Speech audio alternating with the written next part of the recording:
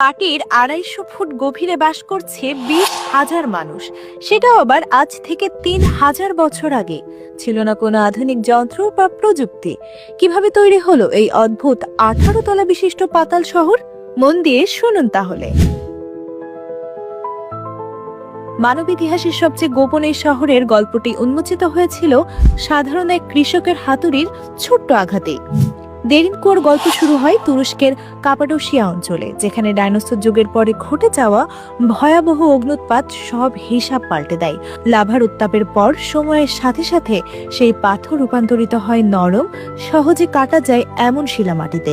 আর এই নরম মাটির রহস্যই হাজার বছর আগে হিট্টাইট জনগোষ্ঠীকে এক দুঃসাহসিক পরিকল্পনার সাহস যোগায়। খ্রিস্টপূর্ব ১২০০ থেকে ১৬০০ শতাব্দীতে হিট্টাইটরা বুঝল দুর্ধর্ষ ডাকাত আর আগ্রাসী জাতিগোষ্ঠীর হাত থেকে বাঁচতে মাটির উপরে নয়, বরং নিচে তৈরি করতে হবে এক সুরক্ষিত দুর্গ।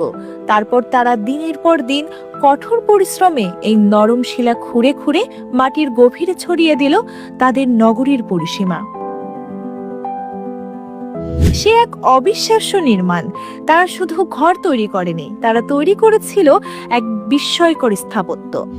আলো, বাতাস ও অক্সিজেনের জন্য মাটির উপরে নির্মাণ করা হয় প্রায় ১৫০০ চিমনি। আর অনুপ্রবেশকারীদের দিগ্ভ্রান্ত করতে বানানো হয় অসংখ্য গোলকধাঁধাপূর্ণ সুড়ঙ্গ পথ।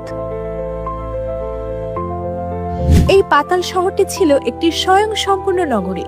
ভেবে দেখুন, মাটির ১৮ তলা নিচে রয়েছে আস্তাবল, বিশাল গুদামঘর, তেলের ঘানি, ভোজন কক্ষ, এমনকি নিজস্ব প্রার্থনা কক্ষ। শহরের অভ্যন্তরে সুপেয় পানি সরবরাহের জন্য খুঁজে পাওয়া গেছে নলাকৃতির বিশেষ সুড়ঙ্গের। এখানকার প্রতিটি কক্ষ ছিল জীবন ধারণের জন্য প্রয়োজনীয় সকল সুবিধা দিয়ে সজ্জিত। আর সুরক্ষার জন্য শহরের প্রবেশদ্বারগুলো এমনভাবে ডিজাইন করা হয়েছিল যে একটি মাত্র ঢিলে ঢালা কাঠের মেঝে সরিয়ে দিলেই উন্মোচিত হতো এই গোপন পথ। কিন্তু ভেতরে প্রবেশের পথটিকে যে কোনো মুহূর্তে বন্ধ করে দেওয়ার জন্য ছিল বিশাল আকার পাথরের দরজা। এই দরজাগুলো কেবল ভেতর থেকেই বন্ধ করা যেত। আক্রমণকারীরা যদি ভুল করেও ভেতরে ঢুকে পড়তো, তাহলে গোলক ধাঁধা এবং অন্ধকারে তারা পথ হারিয়ে ফেলত। সময়ের সাথে সাথে শহরটি হাত বদল হয়েছে।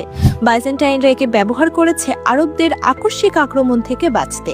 ইতিহাসবিদরা মনে করেন গ্রিকরাও একসময় মঙ্গোলিয়ানদের হাত থেকে বাঁচতে এই শহরের বসতি স্থাপন করেছিল। ডেরিনকো ছিল সেই সময়ের সবচেয়ে নির্ভরযোগ্য আত্মগোপনের ঢাল। অটোমান সাম্রাজ্যের পতনের পর ১৯২৩ সালে গ্রিক অধিবাসীরা এই শহর ছেড়ে চলে যায়। সময়ের সাথে সাথে মাটির নিচে এই বিস্ময়কর স্থাপত্যটি মানুষের স্মৃতি থেকে মুছে যেতে থাকে। হাজার বছর ধরে এই শহর তার রহস্যের চাদরে আবৃত ছিল। তারপর সেই ১৯৬৩ সাল, এক সাধারণ মধ্যবয়স্ক তুর্কি ব্যক্তি তার নিজের ঘরে দেয়াল মেরামত করছিলেন। হাতুড়ের আঘাতে হঠাৎ তার ঘরের মেঝে ধসে যায়। আর কিছু বুঝে ওঠার আগেই তিনি গিয়ে পড়েন মাটির নিচে। তিনি দেখতে পান এক বিশাল গুহার প্রবেশপথ।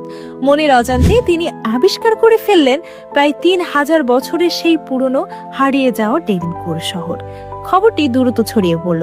প্রত্নতাত্ত্বিকরা ছুটে এলেন। অনুসন্ধানের পর বেরিয়ে এলো এর প্রায় ১৮ তলা বিশিষ্ট স্থাপত্য, যার প্রতিটা ইঞ্চিতে ছিল প্রাচীন সভ্যতার ছাপ। দেরিনকো হলো মানুষের অদম্য জীবনী শক্তি এবং কৌশলের এক নিরেট প্রমাণ। বিপদের মুখে মানুষ কিভাবে তাদের জ্ঞানকে কাজে লাগিয়ে নিজেদের রক্ষা করেছিল, এই শহর তার জ্বলন্ত সাক্ষী। ১৯৬৯ থেকে এটি পর্যটকদের জন্য উন্মুক্ত করে দেওয়া হয়। যদি আপনি কাপাডোসিয়াতে যান, তবে অবশ্যই মাটির নিচে সেই ২৫০ ফুট গভীরে হেঁটে আসতে পারেন। আর যখন আপনি সেখানে দাঁড়িয়ে শ্বাস নেবেন, তখন মনে হবে হাজার বছরের ইতিহাস যেন আপনার চারপাশে নিঃশ্বাস নিচ্ছে।